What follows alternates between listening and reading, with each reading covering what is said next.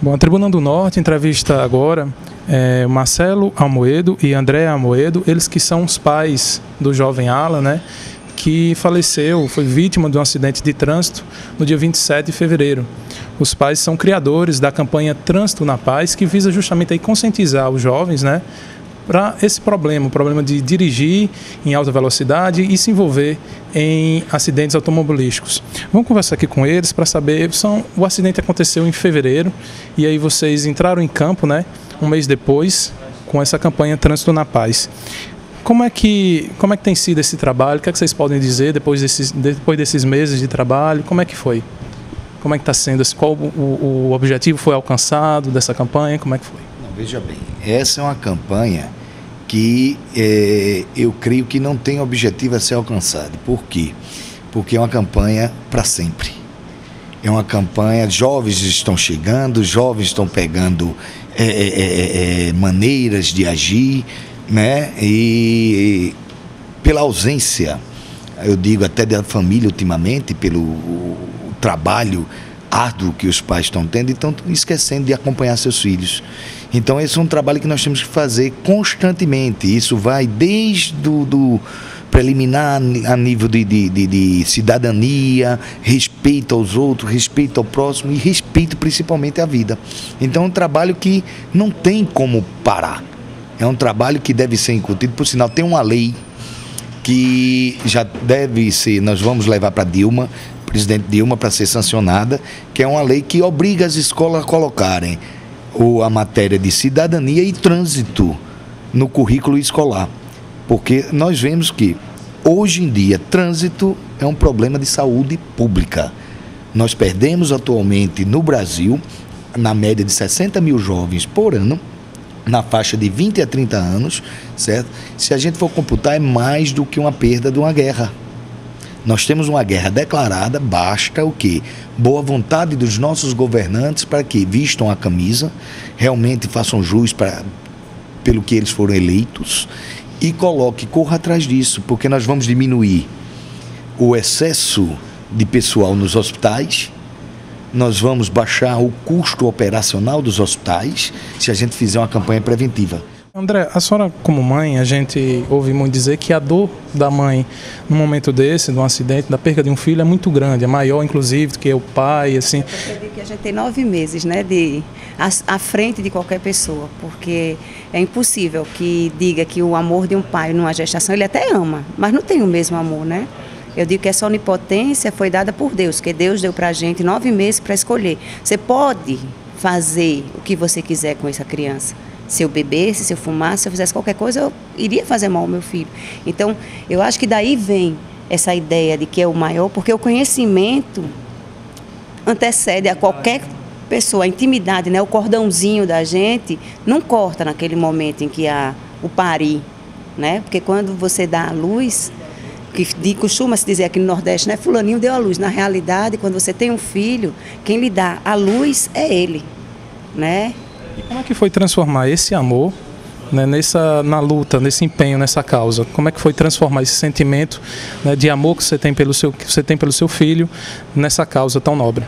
Inicialmente foi porque logo no dia seguinte eu dizia, ele não vai ser número, ele não vai ser estatística. Porque me afligia muito essa história, tantos jovens. Então esse jovem que dia 27 tinha nome, tinha sobrenome, pai e mãe, que por serem assim violentados, que na verdade quando essa ordem cronológica da vida ela é quebrada, você sofre uma violência muito grande. Você enterra seu pai, você não enterra filho.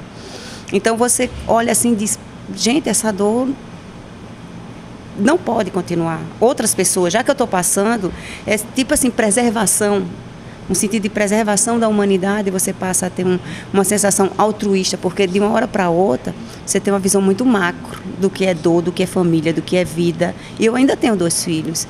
Eles não estão livres desses riscos que podem ocasionar qualquer coisa com eles. Cada dia que eles saem, meu coração hoje em dia dói muito mais, que é como eu costumo dizer. Antigamente a gente ouvia falar. Hoje ela bateu na nossa porta, né? Ela disse, estou aqui, eu existo. Essa ordem é quebrada. Como é que funciona a campanha, o Trânsito na Paz? Como é que vocês fazem? Vão em bares, vão em escolas, visitam famílias? Como é que funciona? Hoje a campanha ela tem um cronograma, certo? Nós fazemos o trabalho. Infelizmente, temos que estar vistos pelos jovens, né? Temos que estar na mídia para poder eles conhecerem. Então nós procuramos o quê? Casa Noturnos, que somos muito bem recebidos, porque eles também querem, eles estão preocupados com esse problema, né? Nós tivemos algumas ações em bares, que infelizmente o jovem faz o point dele, o encontro dele no bar, então nós precisamos chegar lá e para lembrar ele que ele não deve exceder. Nós fazemos também um trabalho de base em todas as escolas, independente de religião, tá? Quem quiser, nós estamos lá fazendo de drogas, de álcool, porque tem 1001 maneiras de perder um filho, né? A promiscuidade que aflige na sociedade, a droga e a violência. Nós temos que fazer um trabalho para que esses pais vejam isso. O problema está ali, a dor está ali. Agora vejam a melhor maneira de lidar com ela. Eu acho que eu costumo sempre falar em palestra assim, seu pai diz isso, aquilo outro, né? Você faz aquela ladainha normal. Não beba, não corra, cuidado, sacuda seu corpo. Porém, eu acho que é muito mais para o jovem. Conselho de pai e mãe, já que às vezes o do nosso pai e nossa mãe não funciona, eu costumo dizer que eu e Marcelo, a gente tem um poder talvez maior de atingir, porque não diz sempre que os pais dos outros são mais legais do que o nosso, né? A gente tem aquela história, o pai de fulaninho é pau, né? Então, fazendo de conta que esse pai e essa mãe somos pau, como eles dizem, que aqueles conselhos que foram ditos em casa, que eles realmente internalizem, sabe? E que os pais continuem batendo na tecla. Vocês lembram de fulaninho, vocês lembram de cicraninho, porque morte tem nome. Não adianta essa história da gente estar se escondendo com a morte do nosso filho ou não dizer que isso aconteceu. Foi um acidente de trânsito, foi uma irresponsabilidade, foi um excesso de velocidade, foi ausência de fiscalização. Não existe, Natal, né? Que possa coibir.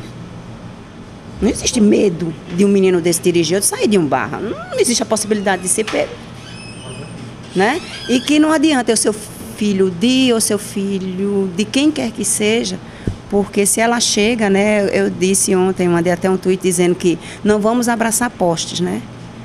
Porque a gente tem o dever de ir e vir. Abraçar poste fica para qualquer outra coisa, menos para veículo, né? Para o pai, eu diria o quê?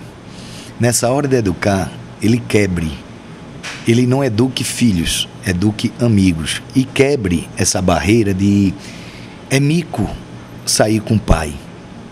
Mico é um pai enterrar um filho. Aí é um mico.